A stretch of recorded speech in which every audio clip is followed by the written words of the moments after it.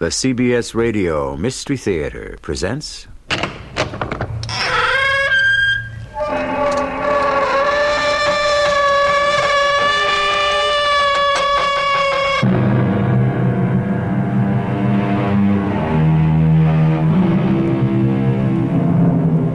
Come in. Welcome. I'm E.G. Marshall. I should say welcome to a continuing episode of the fascinating story of Queen Nefertiti and King Akhenatan. I'm delighted to help unveil the mystery of a civilization long ago blanketed by the sweeping desert sands of the Nile Valley. Because the glory that was Egypt has been dug from the tombs of Tutankhamun and other pharaohs, we today have the wrong impression that those ancients cared more about how they died than how they lived. Nothing could be further from the truth. Akhenatan, where is my daughter? She's on her knees, praying. Over there in the temple courtyard. She's been there all day. What else would she be doing in the temple? That baby, a child of 5, on her knees in this roofless temple, all day in this heat? Akhenatan! Daughter! Darling child! Oh, no! Someone come here! Come quickly! Help me!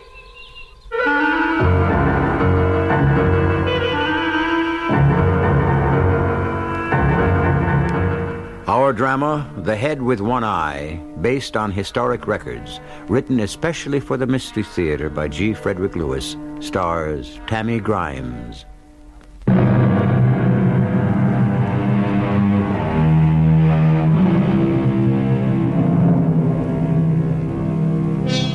The excitement and interest in one particular Egyptian queen who ruled Egypt 14 centuries before Christ would have never begun had it not been for the discovery of an extraordinary plaster and painted portrait of Nefertiti herself, sculpted in sinuous relief.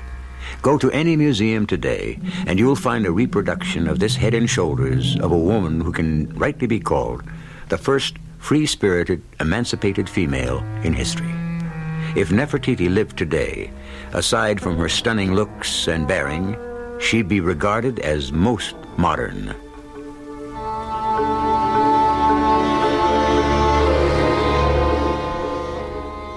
I now had 2 children. Akhenatan, who is 3, and Tutankhamun, still a baby. Between being a full-time mother and a part-time supervisor of the building of a new city, a full-time wife to a pharaoh who devoted his every moment to establishing a new religion of one God, the time left to myself sped as fast as the falcon flies. Good morning, Queen Nefertiti. Good morning, Mariani. There are a great many state papers for you to deal with today. Don't I know it? I've been up for hours. You'll find my replies to the army for the request of 200 new chariots, bow and arrows, and so forth in the 3rd gold box. My reasons for saying no are there to forward. Are you going somewhere this morning, Nefertiti? Not likely. I've called a meeting of the sanitation department at 11. Why are you wearing your blue hat? The royal headdress? Yes.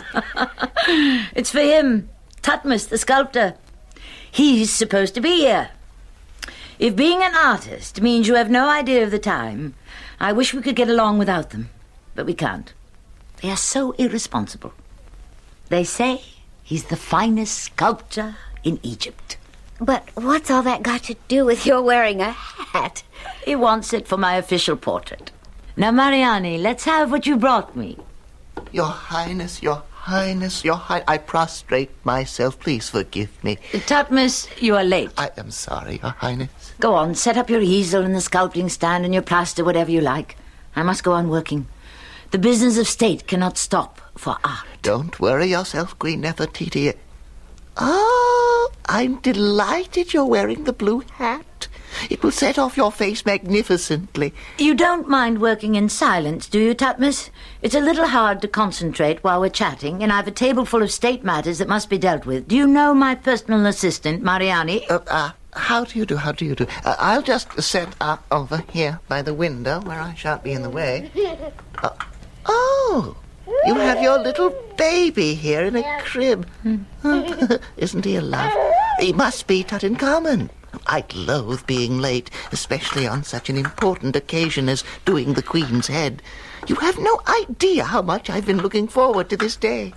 Well, what kept you? Why, I couldn't get through the Royal Road. It is so torn up, you wouldn't believe it. It's a battlefield of paving stones.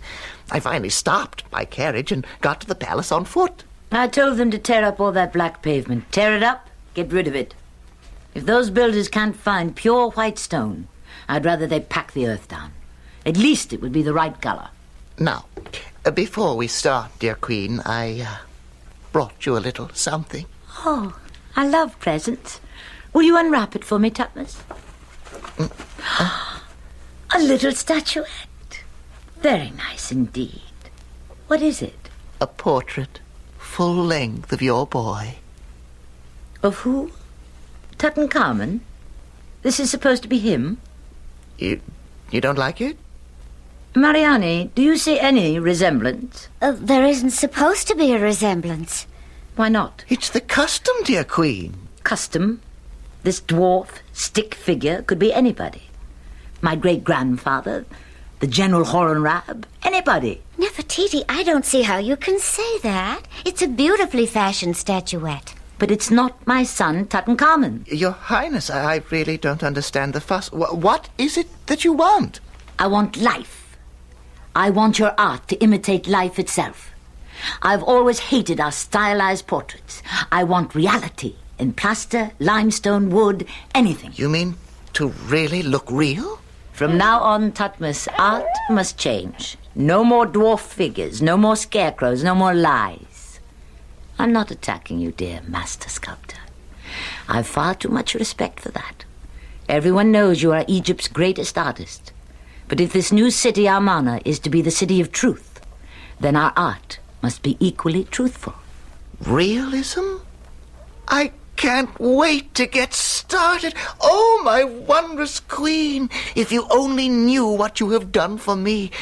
I, too, have always hated those awful statues that tradition compelled me to carve, where everybody's face could be anybody's face. Let me get started. Nefertiti, are you sure? A queen is always sure. Oh, my Queen, you have reached my heart. All my life I knew something was missing, and now to carve and paint what I see. A real smile. Over here, Tutmos. Yes, here, I've got a table in the corner. Oh, am I glad this day is over. That Nefertiti, she is one big package of surprises, I tell you. You think you had a bad day? You just try being the scribe for Akhenatan and take down his dictation. He is so particular. Every single word. Nefertiti's quite difficult, too. Confused me completely. Wait till I tell you. Well, that's quite a royal pair we've got on the throne these days. I almost quit today. You're joking. What? There isn't a scribe in all Egypt who wouldn't like your job. Yes, and welcome to it. It's nerve-wracking and thankless. No matter what I do, it's wrong. The Pharaoh doesn't think I write fast enough. Only one thing keeps me from throwing the papyrus right in Akhenatan's face. What's that? Horus forbid. Yes, I'm afraid he'd have me killed. Oh, no, he wouldn't. The Pharaoh is the last person in the world to order such punishment. Are you sure? Akhenaten is too concerned with his new religion and philosophies. He's a dreamer. And dreamers don't act. Not violently. Well, they're an interesting pair. You have to admire them. A lot of my friends in Thebes have started to come here to Amarna. This is a new world, Mayhew. A new city. Yes, city of truth. Isn't that what they call it? I came to the palace today to do her portrait. Nefertiti wants her plaster portrait to be as lifelike as I can make it. Think of the opportunity. Tomorrow at noon we start. We live in a wonderful age, my friend. Good morning, my queen. I've brought you the 7 gold trays containing today's business. Put them in their usual place on my table. Mariani, have you seen my little daughter today? Akhenatan? No. Where is she? She didn't come to kiss me good morning. The Pharaoh took her with him very early. They went to the Greek temple of Aton. Good. I like that. Remind me, Mariani, to inform the exchequer that when the workmen take time off to build their own houses on the avenue extension, they are to receive full wages. I'll make a note of that. What is it, Mariani? Why are you standing there in that funny way? Are you holding something behind your back? This little basket was left on the steps to your door. I don't know how it got there exactly. Then what are you being so mysterious about? A basket? It's a gift. Someone's left you a gift. For me? Where is that someone? Outside. Let me open the basket and see. Ah! A kitten from Persia. Oh, you sweet darling. Look how white and fluffy he is. A kitten. No, wait. Is it Hornrab? General Hornrab? But it can't be. Why not? Why shouldn't the general of the Egyptian army visit his queen? Hello, Mariani. Good day, General. Mariani, don't go. Stay. I had better. I'm beginning to get a little concerned about Akhenatan. She isn't used to being out in the sun that much. Oh, she's with her father, you told me, so no harm can come to her. Still, I'm worried. I see nothing has changed. No, it hasn't. Mariani still does my worrying for me. Mariani, all right. Here, take the kitten. When Akhenatan gets back, you let her play with it. She'll love it, so white and soft and furry. Hornrab, thank you very, very much. You know what a kitten means to me. The one man, Mariani, who never brings me flowers, but always kittens. I take my leave of you, Your Majesty. Tell my little daughter we shall call it Mew Mew the Second. How old is she? Almost 6 years old. Has it been that long? Let me look at you, dear General. You haven't changed. Well, not on the outside, perhaps. Well, you have blossomed, Nefertiti. Have I? As has your city of truth. What brings you to Amarna? I need help. We all need help. In fact, we need a miracle, Nefertiti. Dear friend of my childhood, you never did waste time on small talk, did you? If we want to survive as a nation, something must be done immediately. Surely, if Egypt is in danger, you and the army can take care of any enemy. That's what I meant when I said we need a miracle. If the Pharaoh has any influence over Aton, the sun god, now is the time to use it.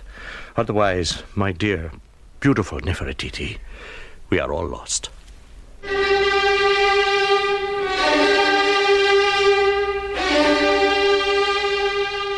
Did this really happen? Are those we have met, Nefertiti the queen, Hornrab the general, Thutmose the sculptor, Mariani, are they real? Did they live? They did. How do we know? By reading the inscriptions on the tombs, words on the scarabs, cuneiform correspondence between Asiatic kings and the pharaohs. Archaeology is pure detective work, and the solution is history. I shall return shortly with Act 2.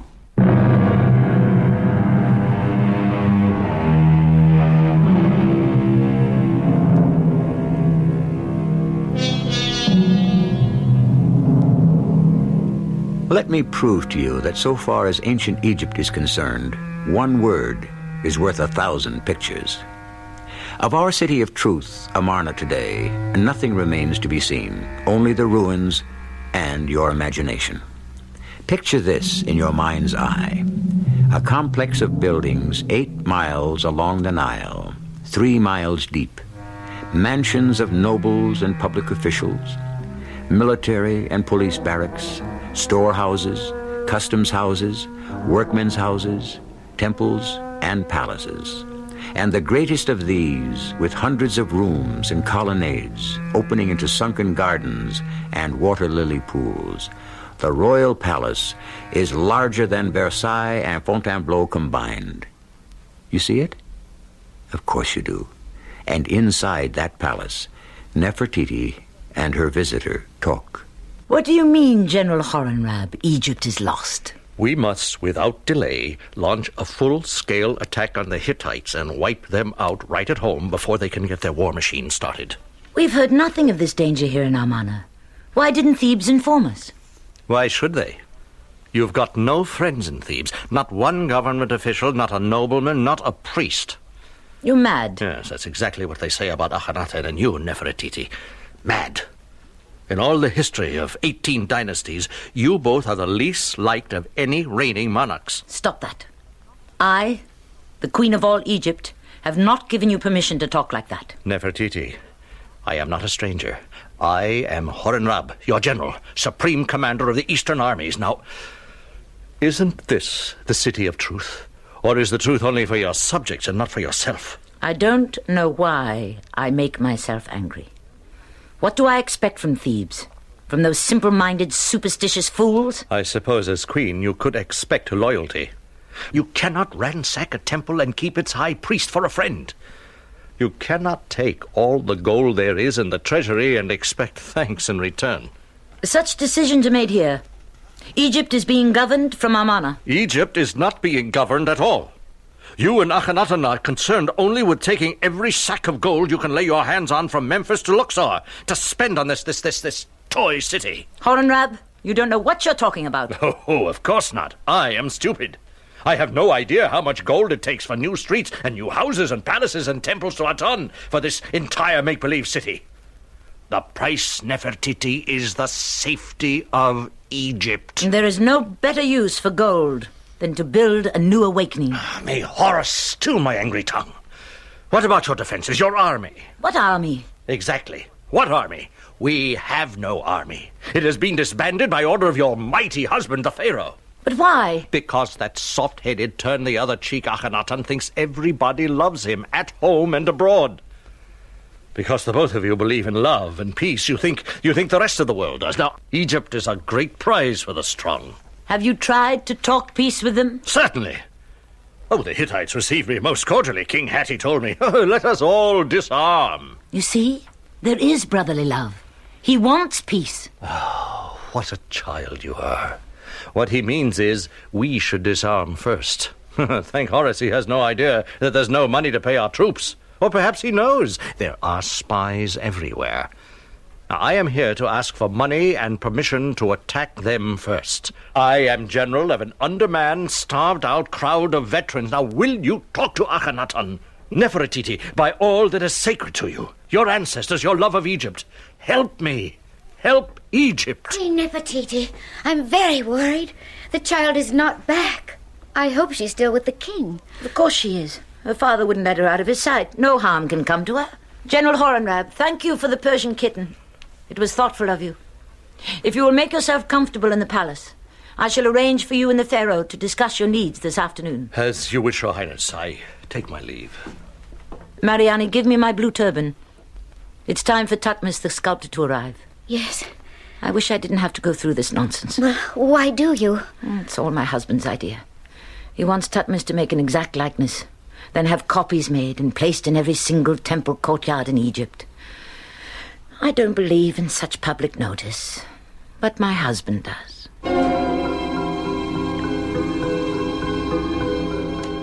My queen? Queen Nefertiti? Yes, just a moment, Tutmos. Yes, Mariani, do come in. I have some dispatches to go out. Your Majesty, could you not move so much? I told you in advance, Tutmos. I don't have the time to sit for you. If you can do your work while I do mine, we shall get along splendidly. Well, could you hold your head a little higher? Oh. That's the hat, Your Majesty. My hat? This blue turban?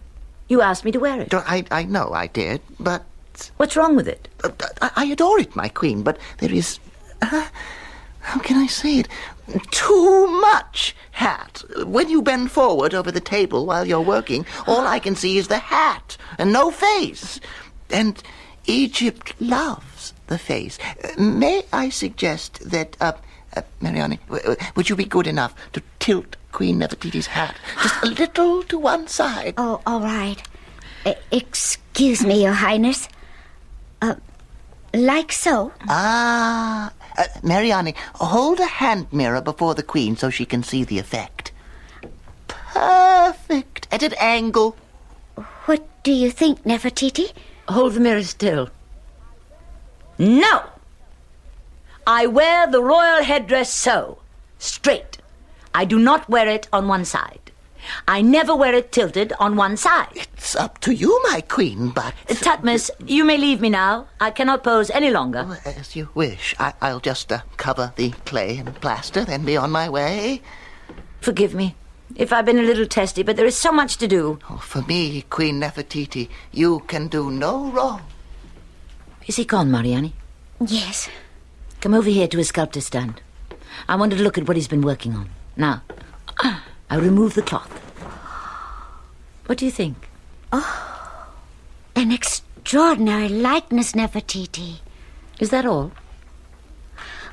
Do you wish me to be completely honest? Yes, I do. Your face, the expression, it's sad. Too sad. I thought so. That is how I felt today. Tomorrow I must look happier.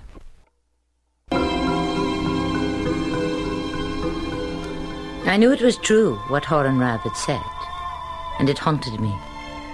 Akhenatan, intent on being a spiritual leader, was failing Egypt as a leader of the living. And I was devoting too much of myself in creating a city of sun, of life, of art and joy. We had cut ourselves off from the rest of the nation. And the truth was, Amarna could be neither Akhenaten's mausoleum or Nefertiti's Mecca, so long as swords were pointed at Egypt. Mehu the scribe. What? You're not listening to me. No, I am, great Pharaoh. It's just that I look over there and it's a little warm in the temple center court, you understand. The sun beating right down in the middle of the day, no roof, and that little child... That sun is our God. He is shining our way to everlasting life. I couldn't agree with you more, King Akhenaten. No. Where were we? You had just said... I have built shrines and temples in honor of the gods... Wait. Let me see that papyrus. Oh, imbecile. Dolt. Who told you in honor of the gods? It is God. G-O-D, singular. Don't you know what our religion is? It was an unfortunate slip. See that the stonecutters get this much of the text. Don't touch a word. King Akhenaton... Your daughter, Akhenatan, is still kneeling where you left her to pray several hours ago. Naturally. But she's very little, and it is very hot on the granite altar stones. I have asked no more of her than any pharaoh of his royal offspring. I want the prayer to Aton to be remembered, and when she knows it, she can get to her feet and run around and play. Are you ready to meet with me now, Nefertiti? Horemheb, what have you been doing? I used the past hours to explore your dream city. No question. It is a city of sunlight. It outdoes anything in Thebes or Luxor.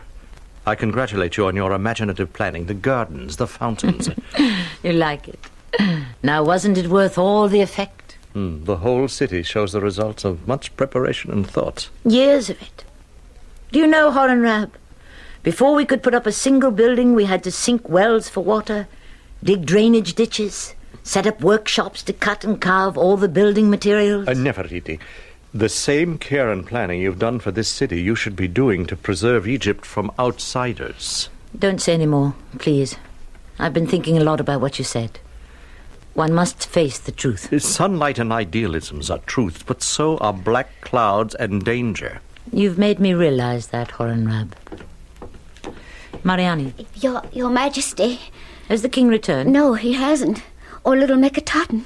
What's the hour? 5 hours after high noon.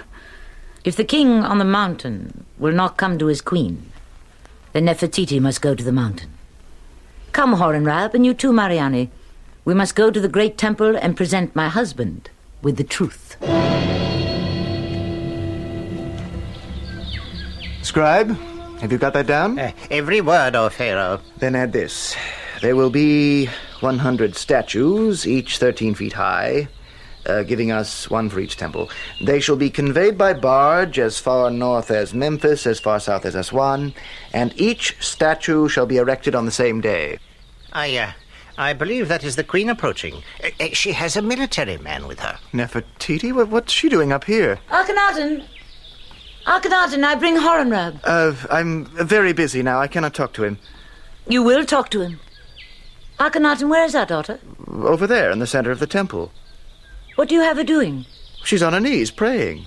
What else should she be doing in the great temple to Aton? Child of 5? In all this heat? Meketaten! Darling child! Oh no!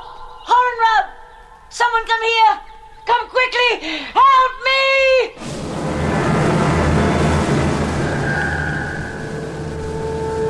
A little child kneeling at prayer in the blazing sun suddenly collapses. A queen cries out in fear. A strong enemy prepares to attack a weak Egypt. Can one or any of the ancient gods intercede? Or, as we have come to know today, does not man himself decide his destiny? I shall return shortly with Act 3.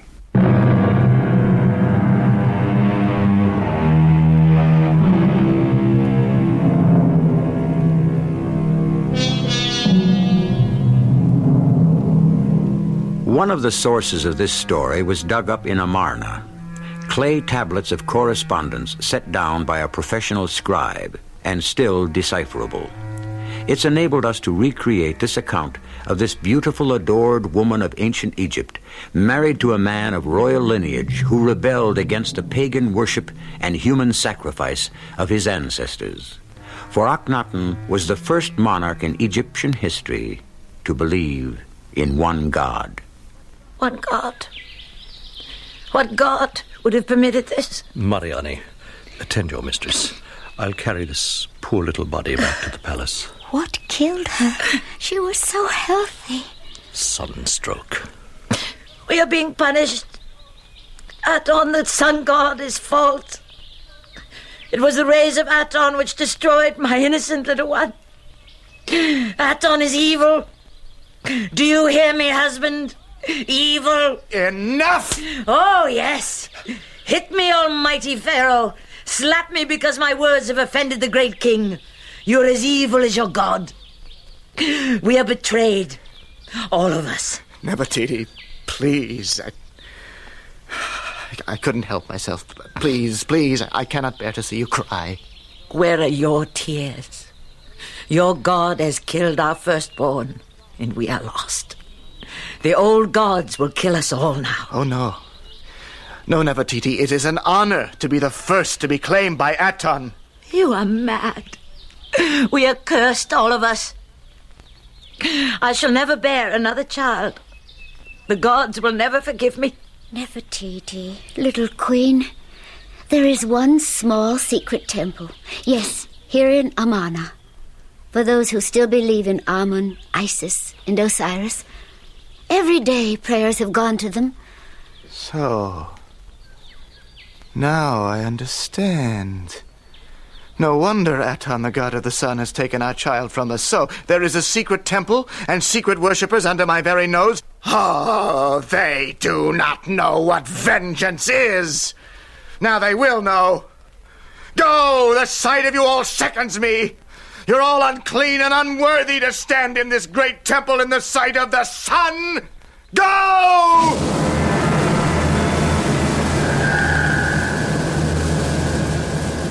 I fall on my knees before thee, great God of the sun, and pray for your guidance.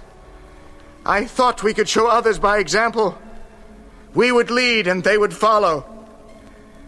I was wrong. Forgive me, I have dishonored thy presence. I promise thee, in the name of that dear dead child, that every picture, every statue, every tomb from one end of the Nile to the other honoring a false god will disappear. All will be destroyed. Forgive me, Aton!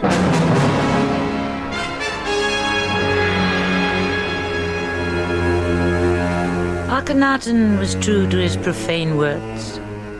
Workmen with strong hands, armed with hammers and chisels, went forth into Egypt, disfiguring and destroying in a wholesale slaughter of our sacred faith. I had come to realize I was married to a madman. What other explanation was there? So I moved from the royal palace to the northern palace. We would be separate, but equal. Both our orders were regarded as law. Queen Nefertiti, I bring you good tidings. Messengers from General Horemheb have arrived. What do they say? Victory is ours. The Hittite king is slain. Oh, no. Why must strength and death go hand in hand? There is a visitor who begs audience.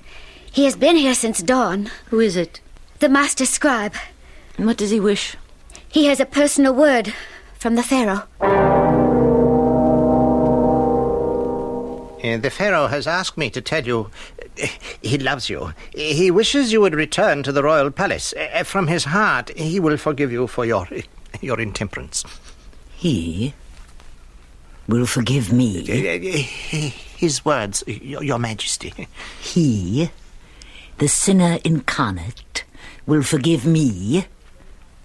My only sin was to obey my father and marry a king. I shall never return to the Pharaoh's side, and you can tell him so, scribe. Never. He is very sick, my queen. Explain yourself. The Pharaoh keeps to himself and sees few people. I have been with him when he would become violent and nothing would please him. Yes, and last night I came to him for dictation as always, and suddenly he shrieked at the top of his lungs in pain and cried and wept like a child, beating his hands about his head. When we were first married, he suffered terrible aches of the head, but I thought they had gone away. Is there anything else, scribe? The Pharaoh thinks he's being poisoned. After every meal, he's sick to his stomach. The food stays not with him. Thank you, scribe. You may leave me. So I am honored, great queen. You have been kind to me. Mariani? Yes, Nefertiti? You heard the scribe? I was outside, listening. What should I do? Akhenatan needs me. Listen to your heart. I should return? Yes. I cannot promise him to remain, but I cannot be so uncharitable as to stay away. Nefertiti. I never thought you would come. I was told you are not well. Oh, nothing at all. Slight indisposition. There are dark circles under your eyes. Do you not sleep? I sleep perfectly. You look thin. Thinner than I remember you. Don't you eat? Did you come back to criticize? Do you really think that all these months we've lived apart, two forces ruling over one kingdom, that I've been pining away for you? Your scribe told me you wished me to return, so I have. Yes. Well, it's because on the 21st of May here there's the annual festival, tributes from our vassal nations, and I wanted you to be at my side. I've asked Tutmos to make a drawing of us together. Akhenatan, you didn't ask me back only for a festival. You do love me. I do. I always have. It was the memory of our love, as two dreamers who sailed down the Nile to find the city of truth, that made me come back to you, husband. Do you love me, Nefertiti? I love the man you were. The man you have become is a stranger to me. How am I different? How? In so many ways. Why, I don't know. Cannot you love me as I am, not as I was? A woman who has once loved always wishes she could love again. But it's all different now. I am different. What changed you? I think when little Akhenatan died, something died within me also. I cannot blame you. You believed you were doing right to ask that small child to remain on her knees to pray. She died a martyr. I said I didn't blame you. You do accuse Aton, the son. We are two people with two minds. And now, two beliefs.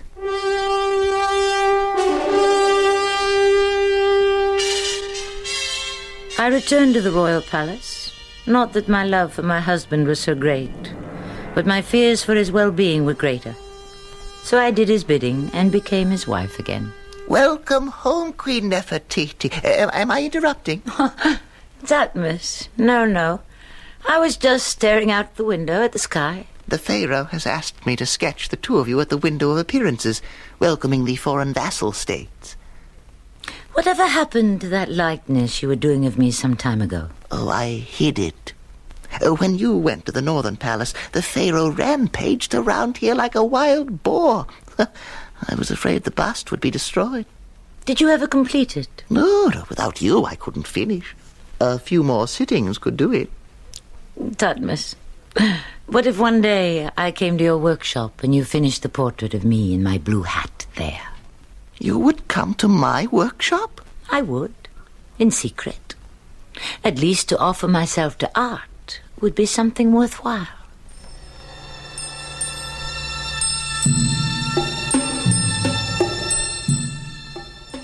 As I look back on it now, perhaps I was wrong. But I knew Tutmos was a great, great artist. And so for many weeks I would go to his workshop and pose. Not only wearing the blue hat, but often for a full figure, wearing very little at all. Oh, I'm tired, Nefertiti. Do you mind if I stop working on the marble today? Standing still in one place, I'm a little tired myself. Oh, well, when you're dressed, let us sit down and have a cup of wine. I cannot remain long, Tutmos.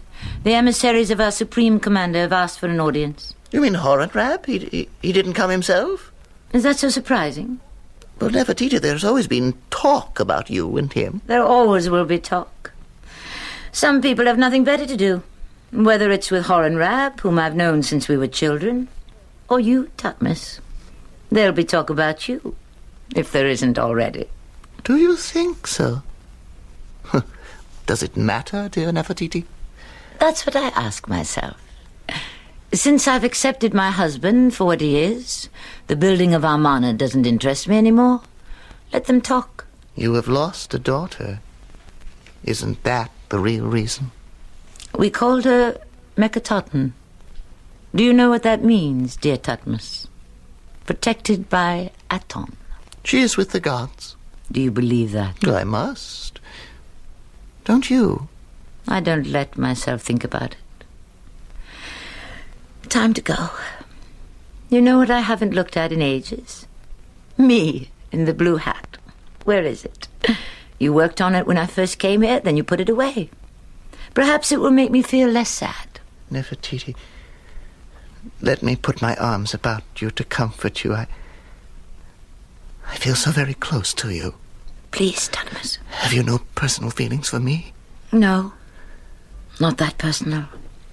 Ah, here's the head on the corner of the shelf. You were right. The blue turban is an asset. Nefertiti, my heart is filled with you. Tutmos, I may be an unhappy queen, but I am still a queen. And you are a servant. What is that? My left eye isn't there. It's blank. You haven't finished it. No, everything but that eye. Tutmos, complete the head and bring it to the palace. I'd like my husband to see it. My queen, you do not know me. My body may be your servant, but not my spirit. I shall decide who will see the portrait. I made it, it's mine, and always will be. I command you to paint in that left eye and bring the finished work to the palace. I shall not. You would leave it like this, disfigured. You have disfigured me. If all I am to be left with is a head with one eye, so be it. Nefertiti, there has been much talk in court about other men. You should be flattered. It is of no matter to me whatsoever. I have no feelings for you. And where is all that love and need you threw at me so that I would return and live with you? Gone. Perhaps it never existed. How sad. I know my love for you did exist once. What do you wish? We must have more children. We have Tutankhamun and several little girls. I want more children. What night do you wish me to come to you? You never asked me that when we were first married. I did not know that my firstborn little girl would be taken from me so soon. Not to teach her about life. So close for her. never to hold her to my breast, laugh with her, pick her up when she stumbles, kiss away her tears. All that has been taken from me. I have been robbed of that love. You will come to me tonight, Nefertiti. Leave the past alone. What is broken cannot be mended.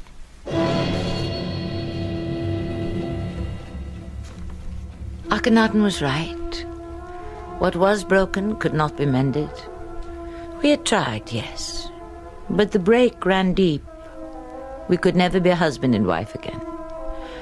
For the first time in my life, I felt it was worthless and fruitless to go on. One resolve, and only one, kept me going: to return to Thebes and to bury my daughter, now lying in some underground crypt in the palace, to bury her with the old and sacred funeral rites. Until then, I would be a head of state in name only. As the sculptor had said, I would only see life as a head with one eye.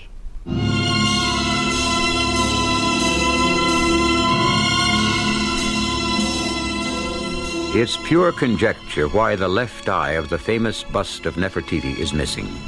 But archaeologists are all agreed it is missing. It was not damaged. It was never there. So we are left with a painted plaster, one-eyed beauty and assumptions, guesses. More when I return to tell you about the final chapter in this extraordinary story.